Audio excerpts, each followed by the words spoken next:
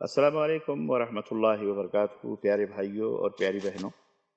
آئیے نماز کی اہمیت اور اس کے تعلق سے کچھ اہم باتیں جو ہمارے دلوں کو نرم کرنے والی اور نماز سے محبت کرنے والی ہیں، انہیں میں آپ کی خدمت میں رکھتا ہوں۔ نماز آپ کو پتہ ہے کہ یہ ایک اہم عبادت ہے۔ اللہ رب العزت نے قرآن کریم میں کئی مقامات پر اقیم الصلاۃ، نماز قائم کرو، نماز قائم کرو کا حکم دیا ہے۔ اور نبی کریم صلی اللہ علیہ وسلم نے فرمایا کہ نماز یہ کا جو ہے بہت بڑا مرتبہ ہے، اور اس میں کوئی شک نہیں کہ اللہ کے رسول صلی اللہ علیہ وسلم نے فرمایا کہ جو کوئی اچھی طرح سے وضو کرے اور خوب دل لگا کر اخلاص کے ساتھ، خشوع خضوع کے ساتھ نماز ادا کرے، قیامت کے دن اللہ تعالیٰ اس کے چھوٹے چھوٹے سارے گناہوں کو بخش دے گا اور اسے جنت دے گا۔ تو توحید کے بعد، توحید کے بعد سب سے اہم عبادت جو اللہ تعالیٰ کی ہے وہ ہے کہ نزدیک پسندیدہ اور اللہ کو خوش کرنے والی عبادت وہ نماز ہے۔ نماز سے پیاری اور کوئی عبادت نہیں ہے۔ اللہ تعالیٰ نے اپنے بندوں پر 5 وقت کی نمازیں یہ فرض قرار دی ہیں، مرد ہوں یا عورتیں ہیں، بالغ پر، اور ان کے پڑھنے کا بہت بڑا ثواب، ان کے چھوڑ دینے کا بہت بڑا گناہ بتایا گیا ہے قرآن کے اندر بھی اور نبی صلی اللہ علیہ وسلم نے حدیث میں۔ نبی کریم صلی اللہ علیہ وسلم نے فرمایا کہ الصلاۃ عماد الدین، نماز جو ہے یہ دین کا ستون ہے۔ جس نے نماز کو اچھی طرح سے پڑھا اس نے دین کو ٹھیک ٹھاک رکھا، اور جس نے اس ستون کو گرا دیا یعنی نماز نہ پڑھی تو گویا کہ اس نے دین ہی کو برباد کر دیا۔ نبی کریم صلی اللہ علیہ وسلم کی ایک اور حدیث میں آپ صلی اللہ علیہ وسلم نے فرمایا کہ قیامت میں سب سے پہلے نماز ہی کی پوچھ ہوگی، اور نمازیوں کے ہاتھ اور پاؤں اور منہ قیامت میں سورج کی طرح چمکتے ہوں گے، اور بے نمازی اس دولت سے محروم ہوگا۔ اسی طرح نبی کریم صلی اللہ علیہ وسلم نے فرمایا کہ نمازیوں کا حشر قیامت کے دن نبیوں اور شہیدوں اور ولیوں کے ساتھ ہوگا، اور بے نمازیوں کا حشر فرعون اور حامان اور شداد اور قارون جیسے بڑے بڑے کافروں کے ساتھ ہوگا۔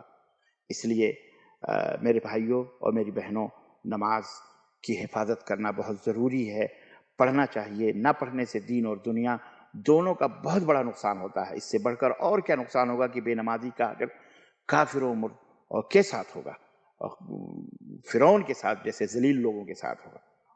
بے نمازی کافروں کے برابر سمجھا گیا ہے۔ اللہ کی پناہ! اب آپ سوچئے کہ جب بے نمازی کافروں کے برابر ہے تو نہ پڑھنا یہ کتنا بڑا گناہ ہے اور کتنی بری بات ہے۔ اس سے میں ایک اور حدیث میں آپ کی خدمت میں رکھوں کہ نبی کریم صلی اللہ علیہ وسلم نے فرمایا کہ سب سے پہلے جس بندہ اور کفر، یعنی بندے اور کفر کے درمیان جو چیز ہے وہ نماز کا چھوڑنا ہے، یعنی جب نماز چھوڑ دیا کسی نے، ترک کر دیا، تو گویا کسر مٹ گئی اور کفر آ گیا۔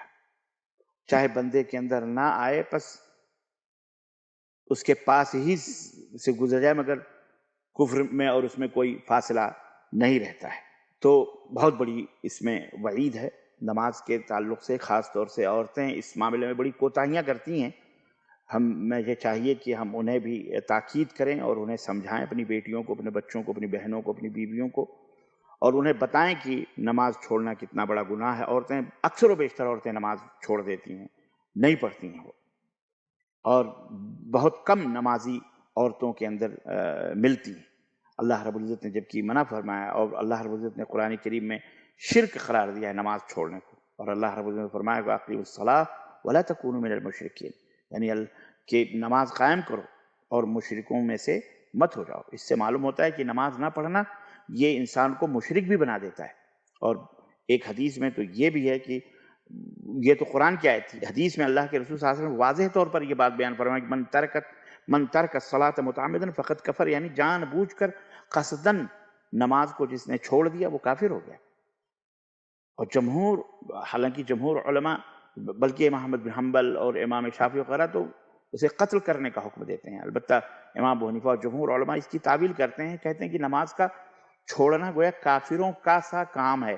تو آپ یہ نہ سمجھیں کہ بس یہ معمولی چیز ہے اور نماز کو ترک کر دیں، ہرگز نہیں۔